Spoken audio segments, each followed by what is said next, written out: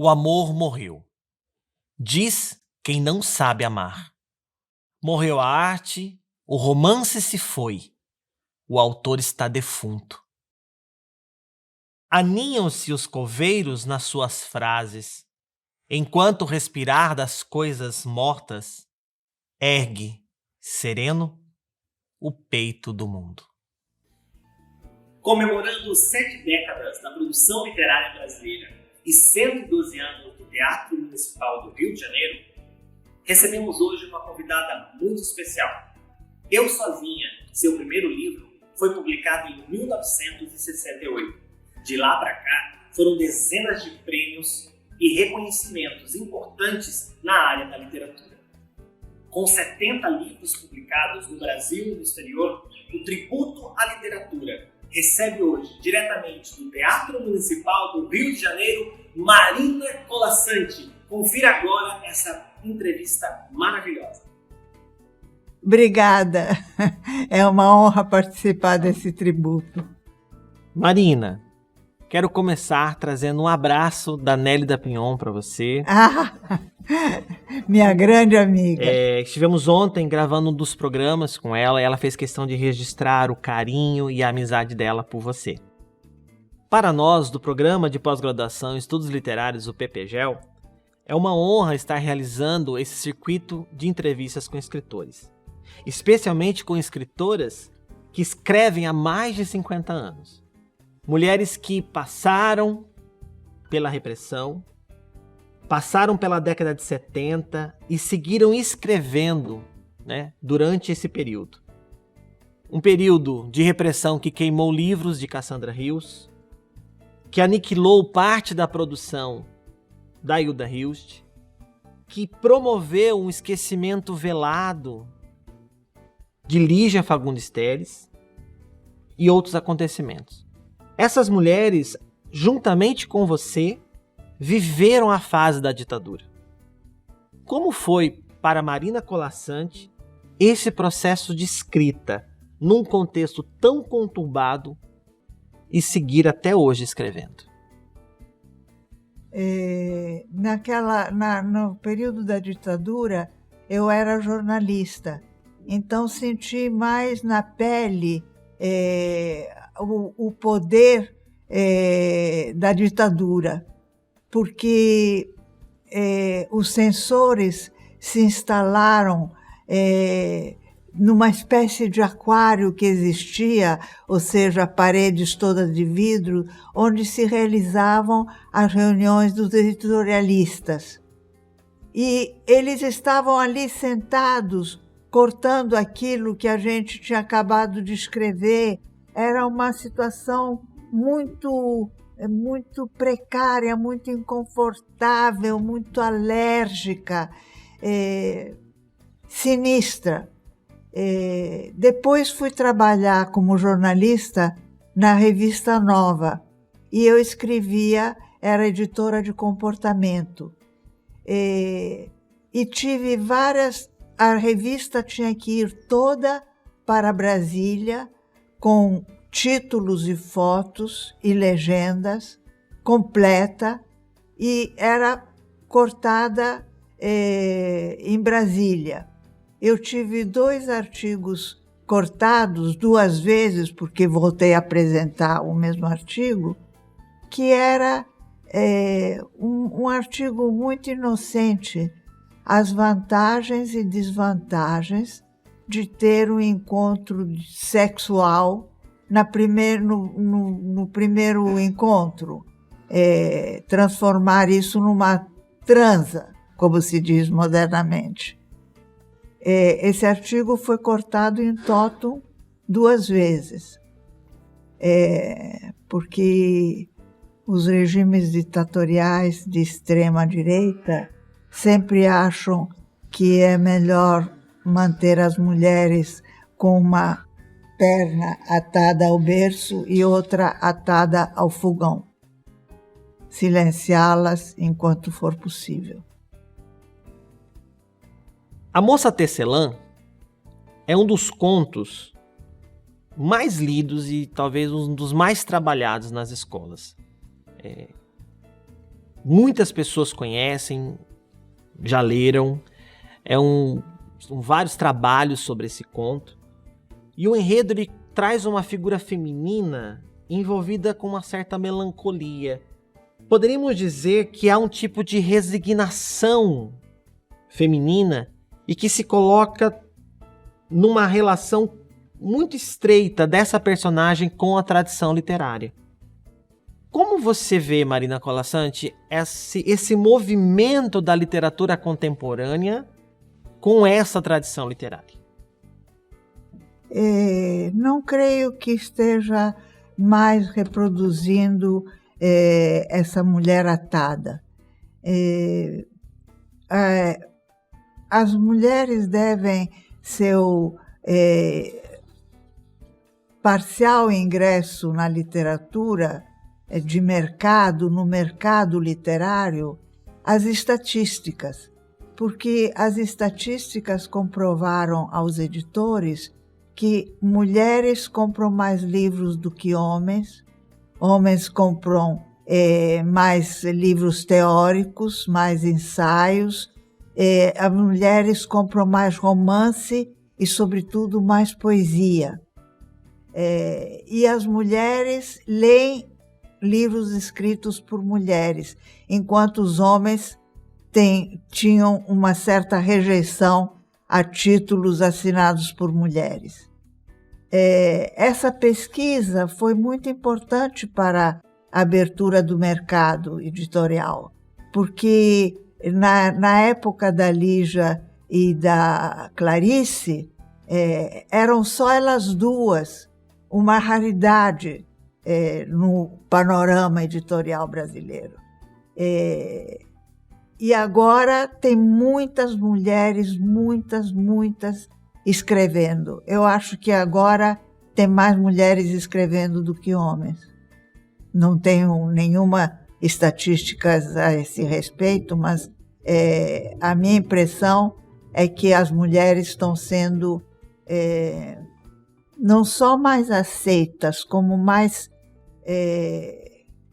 procuradas para a escrita, para a publicação. Uma editora pode se gabar hoje de ter mulheres no seu catálogo. Várias mulheres. Em seus livros, percebemos uma visibilidade recorrente à mulher. Os recentes debates sociais, que nós temos acompanhado no país, têm se utilizado muito da expressão lugar de fala, como se fosse um conceito. Olhando para a atual produção literária do país, você acredita que os autores, que as escritoras, que os escritores têm acompanhado alguma pauta social? Você acha importante a literatura ter uma pauta?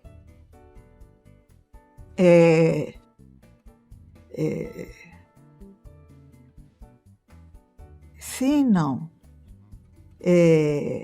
Eu acredito no lugar da fala e não acredito, porque eu acho que o lugar da fala se torna muito restritivo, não agrega, segrega, e não a segregação não é útil a ninguém. E acho que o tema, hoje em dia, é mais importante, o assunto que se aborda, hoje em dia, tem mais importância do que a qualidade do texto. Posso estar enganada, mas eu tenho percebido isso, que o tema é mais importante. E o tema tem que ser um protesto. Já não se escreve mais livros atados às conveniências, só quando forem livros de autoajuda ou livros políticos, enfim, ou livros ideológicos, como podemos dizer. E o literário? Os literários...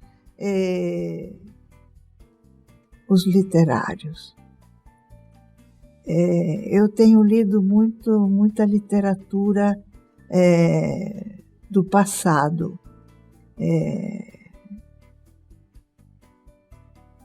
Prefiro a literatura do passado, que eram escrituras maiores, romances que funcionavam como terapia de grupo, porque havia as várias personagens e interagiam entre si, e o narrador era frequentemente onisciente e penetrava em cada personagem, dizendo, explicitando as reações eventualmente não expressas daquela personagem, as ações de outra personagem. Funcionava como uma didática de comportamento, uma didática para aprender a vida. Enquanto a literatura mais moderna é um segmento de um período curto, tende a ser um segmento de um período mais curto, mas tem essa forma de protesto que é muito interessante, muito interessante. Eu sou feminista histórica.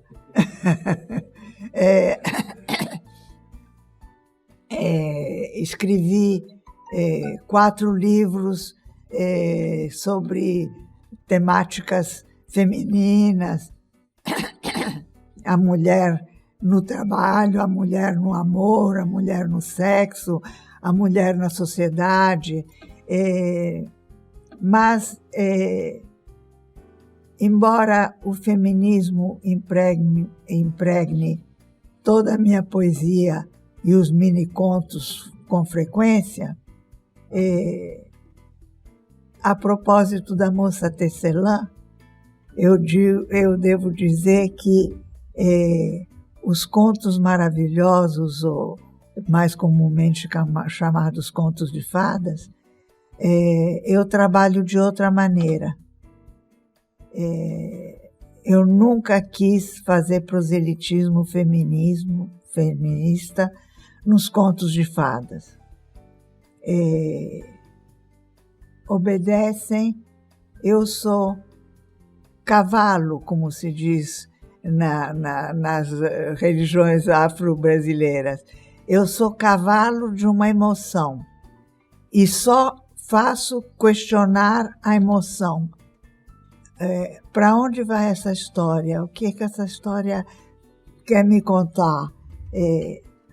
Eu sou intérprete da história que vai se formando na minha cabeça, sem qualquer intenção ideológica, feminista, nenhuma. Mas como eu sou feminista desde criança, posso dizer, isso transparece nos contos maravilhosos. Aí você disse isso, eu me ponho a serviço dos contos maravilhosos. Essa ideia do autor como que se lhe recebesse uma entidade, uma inspiração, algo que tome conta, que o tome por inteiro. É isso que você está falando. Mas é só nos contos maravilhosos. No resto da minha produção, eu sou muito racional, muito ideológica. Se você procurar nos meus livros de poesia, tem vários poemas dedicados à questão feminina. Sou muito racional. Meus livros de mini-contos são sempre temáticos e eu faço uma pauta do tema, das colunas de sustentação do tema. Sou muito racional, só não sou racional nos contos maravilhosos. Quero falar um pouco, Marina, dessa relação da sua literatura, da literatura, na verdade, dentro da escola. Como você avalia essa relação entre a literatura e a escola, já que textos seus podem ser encontrados em uma grande quantidade de livros didáticos? Você é muito lida nas escolas. Então, para você, qual a importância do ensino de literatura na escola? Como deve ser essa relação? A literatura para a infância tem, desde que se inventou a infância como uma categoria especial, um pé atado à educação. A educação não plena, porque a educação é um conjunto de fatores, sempre deve ser, mas a educação como transmissão de normas sociais, a educação viciada, se assim posso me expressar. E isso gera um mau entendimento do que seja a emoção infantil e do que seja a compreensão infantil. Ata-se a criança a uma falta de sensibilidade, falta de acesso à morte. A morte hoje em dia é vetada para as crianças, a não ser na televisão e nos filminhos do celular, porque na televisão eles só veem assassinatos, mortes, os filmes de ação são todos muito violentos.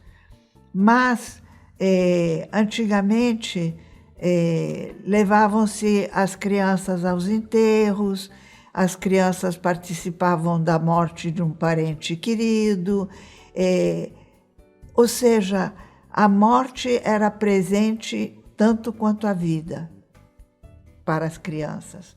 Hoje em dia, eu tenho horror quando se fala vovó virou uma estrelinha no céu. Não, vovô morreu, tá certo? Porque as crianças trazem junto com a vida um chip da morte. Elas sabem que a morte existe. Elas sabem, o inconsciente infantil sabe que a morte existe. E as crianças têm muito medo do abandono, da morte dos pais, da morte das pessoas que as cuidam. O medo da infância é simbolizado no monstro escuro debaixo da cama.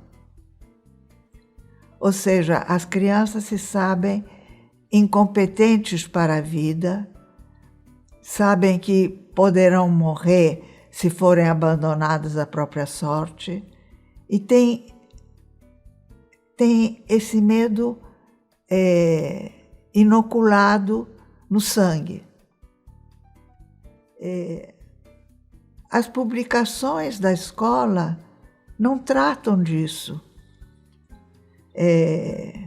passam batidas, não consideram que haja inteligência infantil, não consideram que cada criança tenha uma idade diferente da cronológica, que cada criança tem um tipo de compreensão, um tipo de acesso a determinada história. Não trabalham com a diferença, trabalham com a uniformização.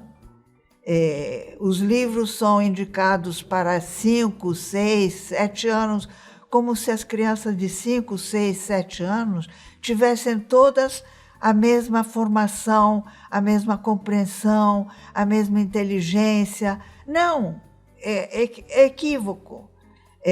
Isso só serve para auxiliar a tarefa do professor e do editor. Então, há muito poucos autores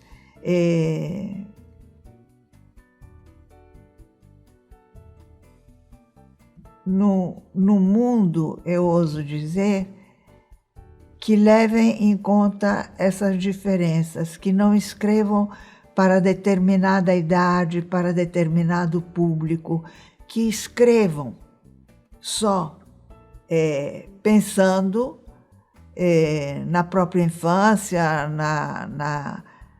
no público, mas não endereçando-se a determinado público, a determinada idade. Como faz, por exemplo, a Prêmio Andersen Maria Teresa Andrueto, argentina, que escreve para qualquer idade. Eu não penso em idade quando escrevo contos maravilhosos. E nunca os interpretei. Nunca faço interpretação, porque a interpretação é só minha. Cada criança, cada leitor faz a sua interpretação de acordo com os seus sentimentos, de acordo com o seu inconsciente, a carga que ele leva no seu inconsciente. Porque desde o momento do nascimento vai se fazendo a mochila do inconsciente, vai se pondo coisas na mochila do inconsciente. Então, cada criança tem a sua própria mochila do inconsciente. Que vai se formando. Ao longo da vida. A vida toda vai se formando, vão sendo postas coisas, elementos nessa mochila. Marina, você passeia por diversos gêneros literários. Oferece um farto material para a crítica e para os estudos literários.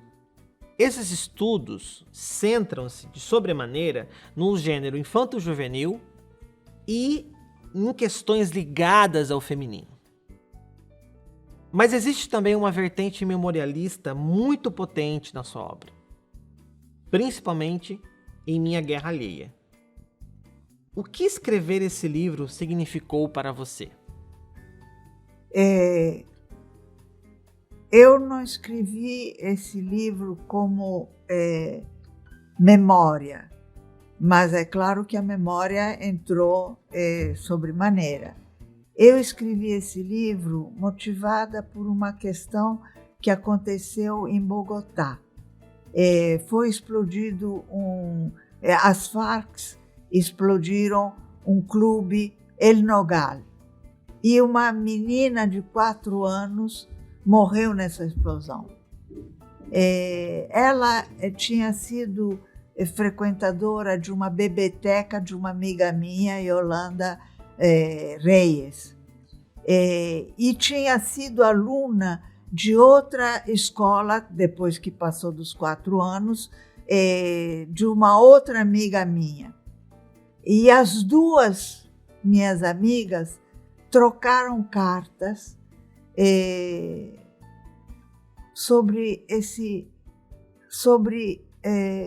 uma buscando junto à outra bibliografia para explicar que a criancinha de 4 anos não ia mais voltar à escola, para explicar para as outras crianças que a menininha não ia mais voltar à escola, que tinha morrido. E a outra amiga, que tinha a dona da biblioteca, dizendo que não havia essa bibliografia. Então, eu pensei que eu tinha a memória dos meus olhos de criança e que a guerra sempre é tratada por adultos, com olhos de adultos, por políticos, por generais, por participantes dessa guerra, e que eu ia tratar a guerra vista pelos olhos de uma criança. para ajudar eventuais crianças a passarem pelos mesmos problemas, pelas mesmas dificuldades. Assim nasceu Minha Guerra Alheia.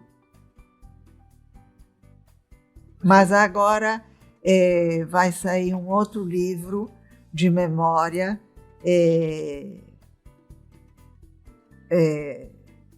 que tem uma biografia da minha tia-avó, Gabriela Besançoni Lage, razão pela qual eu vim ao Brasil, e uma biografia mais curta, menos detalhada, de Henrique Lage, que foi o marido dela.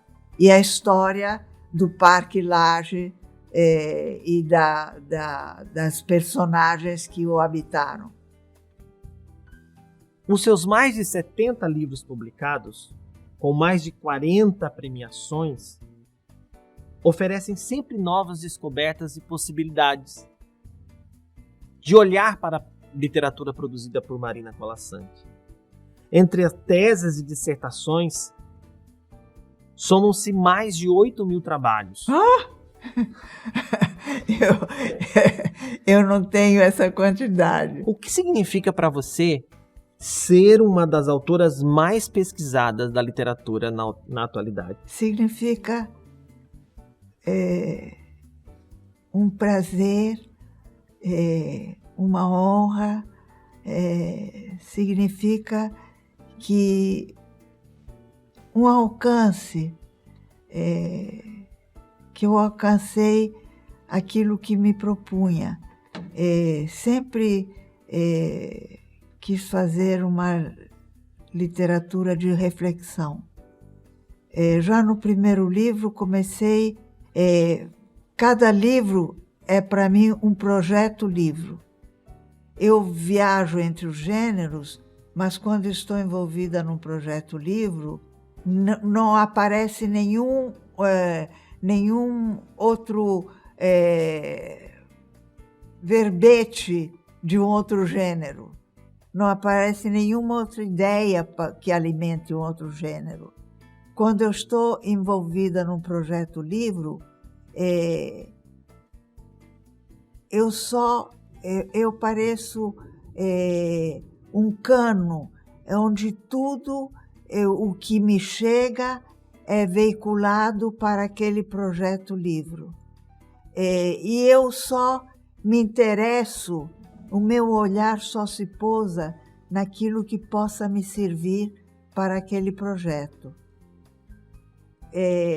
Como se eu fosse um cormorão ou uma gaivota que voa sobre o mar e só mergulha quando vê um peixe que serve para o seu almoço, para preencher-lhe a pança. Eu trabalho dessa maneira.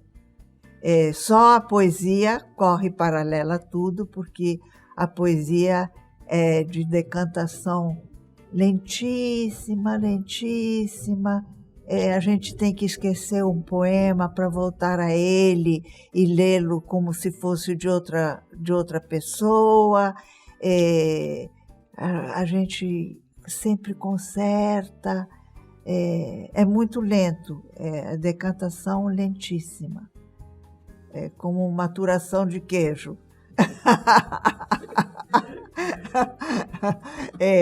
Mas já no primeiro livro eu fiz um projeto diferente, que ninguém percebeu, porque foi recebido como um livro de crônica, já que eu era cronista do Jornal do Brasil. Mas é um livro pretendia ser um ensaio sobre solidão, porque eu sempre soube que só se deve falar daquilo que se conhece a fundo. Então, a solidão eu conhecia bem, era minha íntima. Então, um capítulo avança, é memorialista cronologicamente e avança no tempo, e outro capítulo é da atualidade, flashes de solidão do momento presente. E construí todo o livro assim.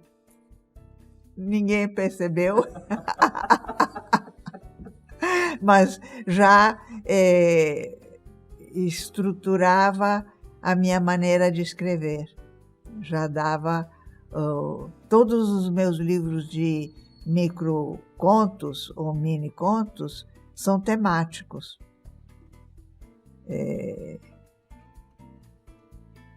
E eu busco, anoto numa prancheta as colunas de sustentação do tema e preencho depois. Faço contos para preencher aquelas colunas de sustentação. Como você vê hoje a leitura, a importância da leitura hoje, seja na infância, seja nesse modelo de escola, né? Porque eu acho importante a gente falar da escola porque você é muito lida nas escolas, né? Meu sobrinho lê Marina Colaçan. E eu acho importância isso. Então a pergunta é: qual a importância da leitura na escola? Uma leitura é só leitura e outra leitura é a leitura de literatura. A escola tem uma importância fundamental, sobretudo no Brasil, porque é o único veículo, muitas vezes, de acesso à literatura que as crianças possuem. Porque não há livros de literatura, não há livros, frequentemente não há livro nenhum na casa das crianças. Os seus pais não tiveram educação formal, provavelmente, ainda hoje. Há muita gente que não tem educação formal, não aprenderam a ler literatura, a interpretar literatura, só aprenderam a ler o necessário para não se perder nas cidades, nas conversas. Mas a leitura é importantíssima porque fala das emoções, a leitura de literatura fala das emoções, como eu disse, equivale a uma sessão de análise de grupo, viaja na história e só se pode entender o presente compreendendo o passado, como foi que se chegou até o presente.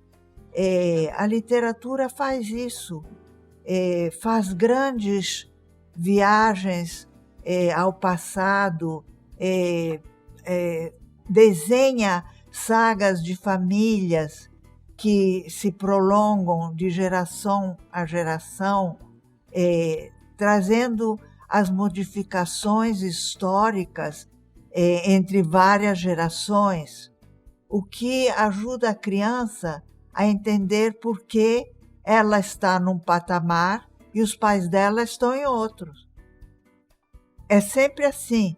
Os pais estão em um patamar e os jovens e as crianças estão em outro patamar, porque houve modificações tecnológicas, morais,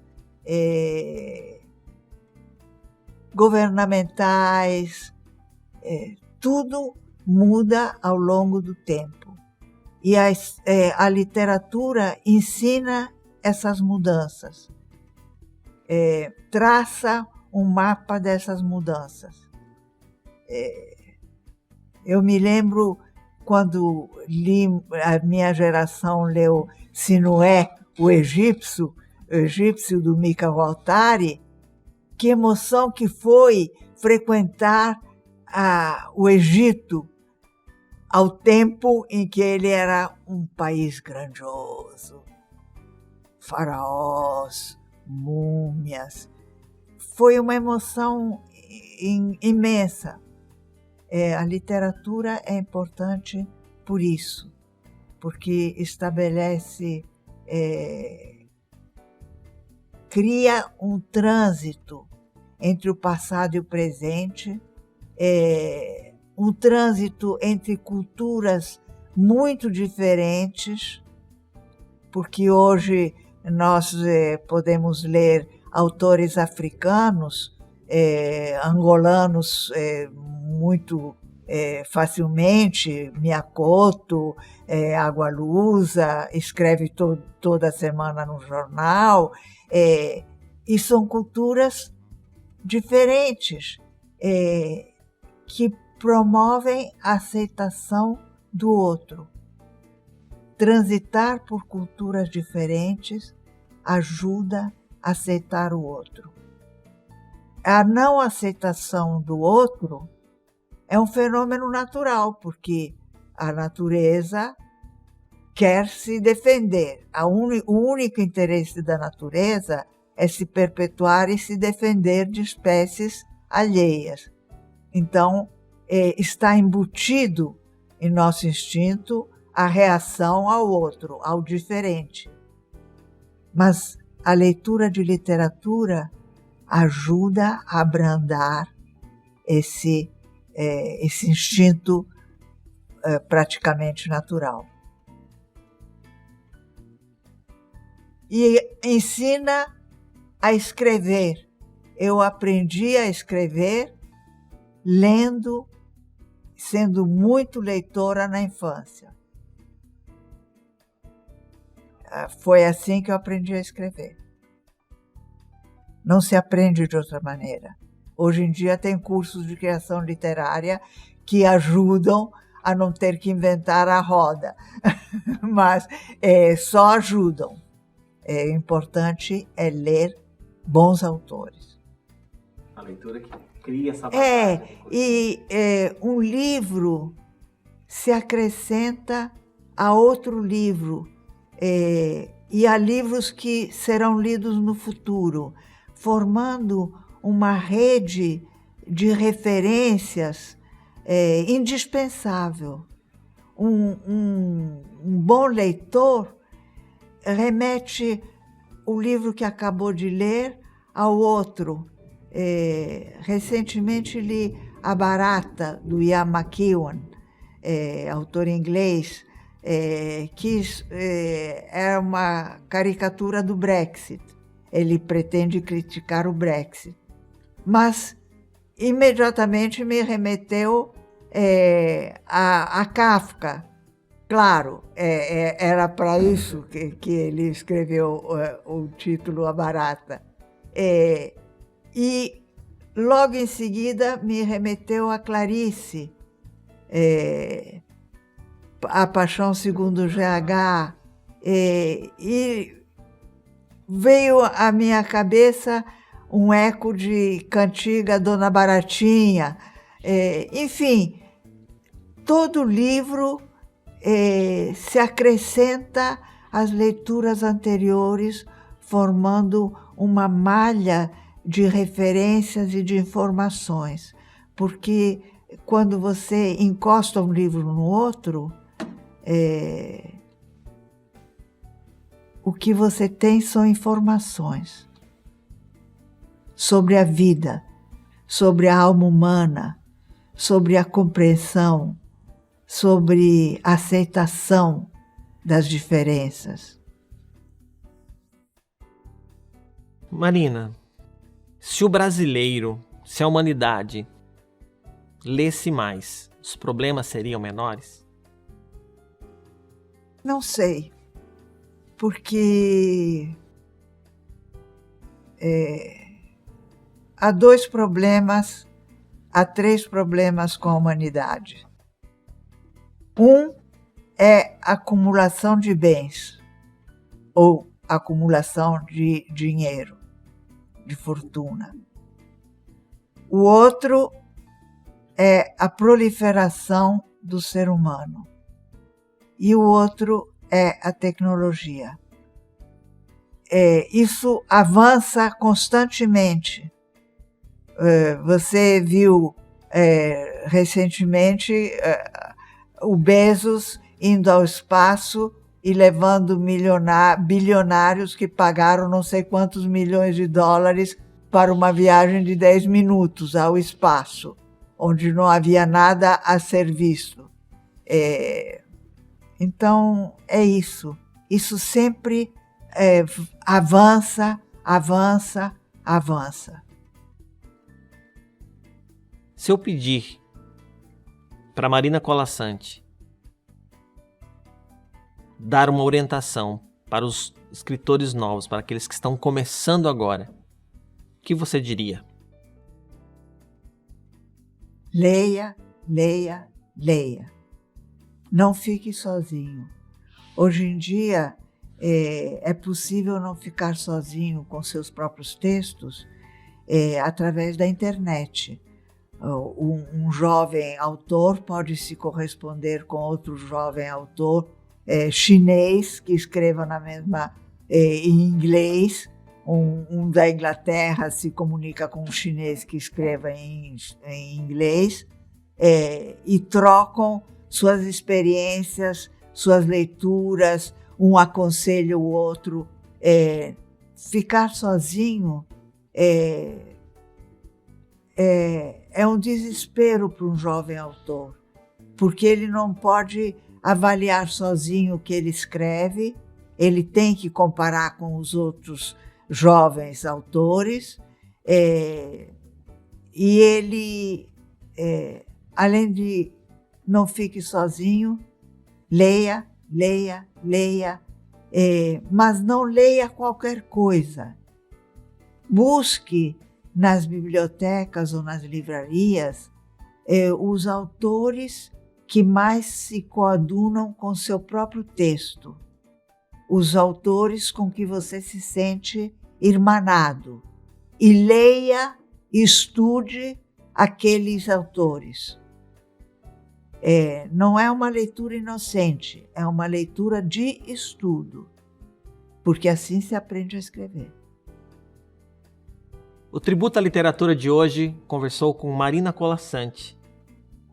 Marina, muito obrigado. Eu segurei a emoção durante a entrevista toda, mas agora eu não consigo mais segurar. Então, obrigado. Obrigado, é uma honra estar aqui com você. Tua emoção me emociona. Somos duas pessoas que têm paixão por literatura. É emocionante. Porque a literatura é isso, é o despertar da emoção. A gente se emociona lendo um livro, a gente se emociona lendo um autor específico que fale com as nossas questões mais íntimas, porque cada leitor tem suas questões íntimas, e o bom autor é aquele que se dirige, que abre um leque das emoções íntimas de cada leitor. Tributo à Literatura Brasileira, uma organização do Programa de Pós-Graduação em Estudos Literários da Universidade do Estado de Mato Grosso, o PPGEL da Unemate. Um grande beijo e até a próxima.